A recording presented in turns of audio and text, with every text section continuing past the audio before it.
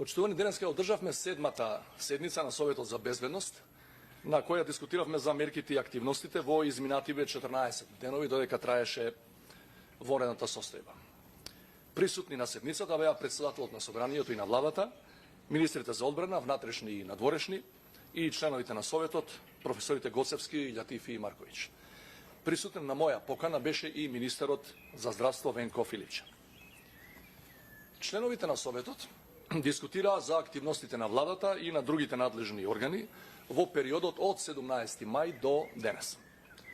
Освен реферирањето на премиерот и надлежните министри, министерот Филипче информираше за најновиот развој на пандемијата, кај нас и за стручните проценки и предвидувања за наредниот период. Јавноста е веќе информирана дека бројот на новозаболени и за жал на починати наши сограѓани започна да расте во последниве денови. Точно е дека во најголемиот број од општините ситуацијата е стабилна, но за неколку општини постои сериозна загриженост. Со оглед на последните трендови, премиерот Спасовски на седницата го образложи барањето на владата за прогласување на дополнителни 14 дена воредна состојба. Почитувани, имајќи го во предвид последниот развој на настаните и зголемениот број на заразени и починати лица во текот на денешниот ден, ќе донесам одлука за прогласување на нови 14 дена воредна состојба, која ќе започне да тече од утре. Тука сакам посебно да нагласам дека одлуката за новите 14 денови е поврзана исклучиво со намерата да и се овозможи на владата и на останатите надлежни институции поефикасно да се справуваат пред се со здравствените, но и со економско-социјалните ефекти од пандемијата и нема никаква корелација со датумот на парламентарните избори, што е предмет на договарање во поинаков политички формат и по сосема други комуникацијски канали различни од Советот за безбедност. Почитувани, во оваа прилика ќе ми дозволите да упатам три пораки. Една до граѓаните, една до владата и една до лидерите на политичките партии.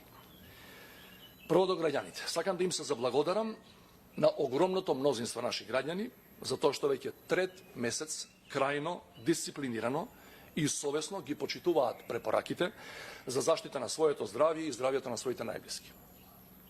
Истовремено сакам да упатам апел до нив, сите нас, да не се опуштаме и со тоа да ги доведеме во прашање сите позитивни резултати кои ги имавме до сега во борбата против пандемијата. Ние оваа битка сигурно ќе ја добиеме, но мораме да останеме совесни и одговорни до самиот нејзин крај. До владата. Негативните трендови забележани во некои општини не смеат да бидат повод да се враќаат рестриктивните мерки на целата територија и кон сите граѓани. Надлежните органи и министерства мора да ги санкционираат сите граѓани кои не ги почитуваат мерките, без исклучок, неселективно, сосема независно од нивната етничка и верска припадност. Со неказнувањето на оние кои свесно не ги почитуваат законите, се остава простор за враќање на кризата, на самите почетоци и крајно неоправдано, заради тоа сите останати треба да ги трпат рестриктивните мерки, иако за сето време ги почитувале и законите и препораките. До политичките лидери кои учествуваат на така наречените лидерски средби. Државата нема парламент. Постои техничка влада која има лимитирани овластувања. Ситуацијата е премногу сериозна. Затоа барам од сите нив да бидат на висина на историската одговорност и да се договорат за датумот на следните парламентарни избори, за да добиеме институции со полн капацитет и политички легитимитет. Државата едноставно не може и не смее со месеци да функционира само ако има воведена воредна состојба. И благодарам.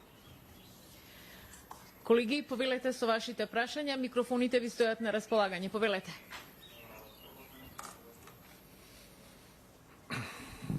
Добар ден, председателе. Михајло Видмилски, канал 5 телевизија.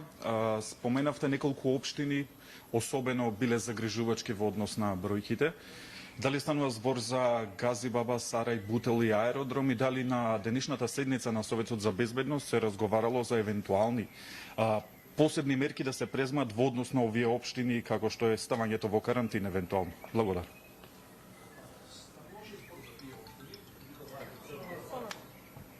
Стануваше збор за тие општини, јас би рекол попрецизно за делови од тие општини. Меѓутоа не стануваше збор за конкретни мерки, бидејќи тоа е работа на кризниот штаб, кој предлага мерки, сет на мерки и активности до владата и таа понатаму на своја седница тоа го утврдува. Меѓутоа беше напомнато, особено во излагањето на министерот за здравство.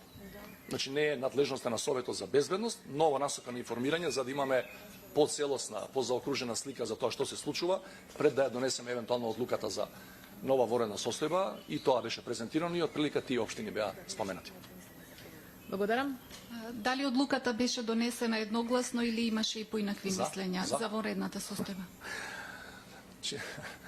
Советот за безбедност е советодавно тело на председателот и јас сите нив со должна почит кон нивниот и политички капацитет и личен интегритет и стручни познавања се разбира, јас ги слушам, меѓутоа одлуката јас ја носам.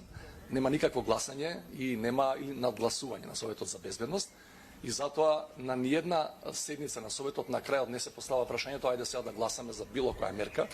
Така што одлуката, реков, ги сослушав сите, до крајот на денешниот ден ќе ја донесам самиот, практично веќе ја знаете, ви ја соопштив, и ќе биде и формално донесена до крајот на денешниот ден, за да формално почне да важи од утрената. Благодарам. Повелете дали имаат од колегите уште прашања? Во меѓувреме да, повели Предпоставувам дека си сите. Катерина Нешкова, Сител телевизија, и покрај тоа што споменавте дека вонредната состојба ја носите врз основа на здравствените параметри и нема никаква врска со датумот за избори, сепак испративте порака до политичките лидери за повторно на некој начин да се состанат и да преговараат околу датумот. Дали ова значи дека очекувате тие да одредат датум до 5 јули, односно до оној датум кога најрано според вонредната состојба би можело да се одржат избори? Да повторам уште еднаш и да ги споредиме датумите кои минатиот пат беа шпекулирани во таа насока. Во практично во рамки на истата теза, дека минатиот пат ако немаше повеќе воредна состојба, дека избори ќе има на 21.6 или не знам 28.6 и така натаму. И ви реков тоа ни тогаш ни сега нема никаква релација. Факт е дека политичките лидери имаат комуникацијски канали меѓу себе, тоа јавно го кажуваат, и факт е дека јас имам комуникацијски канал и практично секојдневна комуникација со секој од нив. Она што го знам допред некој ден, барем додека не излезе ова нова ситуација во делот на трендовите врзани со пандемијата, неколку од тие клучни, да ги наречам, да не се навредат другите политички лидери, главните во власта и во опозицијата, беа прилично близко до датум, прилично близко. Ако смееме да шпекулираме, ако ми е дозволено да шпекулирам без да спомнувам имиња и датуми, тие беа во рамки на 10 до 15 дена, можеби и поблиску според одредени нивни искажувања, затоа што во тие нивни комуникацијска размена на мислења се спомнува и неработен ден како можност за гласање, не само недела како што е до сега, бидејќи тоа е возможно. Со промена на закон или со уредба со законска сила може да се гласа и во среда, да речеме. Меѓутоа, оно што јас го знам е дека во последните 2 дена тие комуникации се прекинати, предпоставам заради новиот развој на ситуацијата, меѓутоа јас реков и сакам да го нагласам тоа уште еднаш. Во рамки на оваа порака што ја упатив на крајот и до лидерите на парламентарните политички партии, дека државата не може вечито да биде во воредна состојба за некако да функционира. Ние ќе мораме да имаме институции политички, нивно е да решат кога е според нив најдобро да имаме датум за избори, меѓутоа факт е дека короната ќе трае, факт е дека вакцина не е ни најавена дека може да има. Многу држави во светот шпекулираат дека е можно и цела 2021 да немаме вакцина и се престројуваат во согласност со тие проценки, вклучително и политичките процеси кои треба да доведат до кредибилни и легитимни политички институции. Например, вчера има препорака на Светската здравствена организација до земјите членки, вели сметајте, можеби ќе се смени тоа на подобро, дај Боже и утре да имаме лек, меѓутоа вели сметајте дека новата школска година од 1 септември треба да продолжи да биде онлайн. Че ние, знаејќи го тоа, сите сме одговорни, совесни луѓе и граѓани, мораме да размислуваме како сите процеси во државата, и економски, социјални, здравствени, образовни и политички, да ги правиме и во време на корона, која за жал е тука и ќе остане извесен временски период со нас. Повели. Уште едно прашање, председател Пендаровски. Еви, премалку потенциравте дека земјава нема парламент, распуштено е собранието. Присуствуваше ли денеска собранискиот спикер Талат Джафери? Во која функција тој денеска е тука? И на една од претходните седници на Советот го поставивме тоа прашање. Мислам дека одговарав на дел од тие прашања, дури и коментирав дека ако целокупниот пратенички состав практично прима и понатаму пратенички плати, дека тоа е парламент кој постои. Друго прашање е зошто не се свикува. И тоа да оставиме тоа прашање на страна, бидејќи денеска мислам дека тоа прашање не ни е приоритетно. Беше, се разбира, повикан како председател на парламентот, на собранието. Членови на Советот се, освен другите, по устав. Тоа е уставна категорија и тројцата председатели на собрание, на влада и на држава. Значи, повикан е во тоа својство. Сонја Делевска од Сакам да кажам постави прашање дали на Советот за безбедност стана збор за датумот на избори и како е вашето лично мислење што е понебезбедно. Самиот чин на гласање кој ќе трае неколку минути за кој се очекува да има соодветни протоколи за заштита и на избирачките тела и на гласачите или пак пазарењето по маркетите и пазарите на кои не се почитуваат пропишаните мерки. Знаете, ако правиме проценки што е поопасно, ја мислам дека практично се е опасно. Еве, до овој момент, па дури ова последново што ни е зголемување на ново заразени, според експертите е затоа што имавме нели семејни и религиозни некакви собирања во изминатиот период и тоа сега се појавува на површина. Меѓутоа, од завчера ги отворивме кафаните, рестораните, кафетериите и тие се и илјадници на број. Не велам дека сите не ги почитуваат препораките, меѓутоа знаете и самите дека некаде не се почитуваат. А тоа се места на кои се собираат поголем број на луѓе, и млади и повозрастни. Што ако од завчерашното отворање на јавните локали за некоја недела од сега добиеме повторно некаков мал пик? Не можеме, затоа се вратам на ова претходно прашање и мојот претходен одговор. Не можеме да кажеме дека во септември, во јуни, во јули, во август дека ќе биде битно поинаку.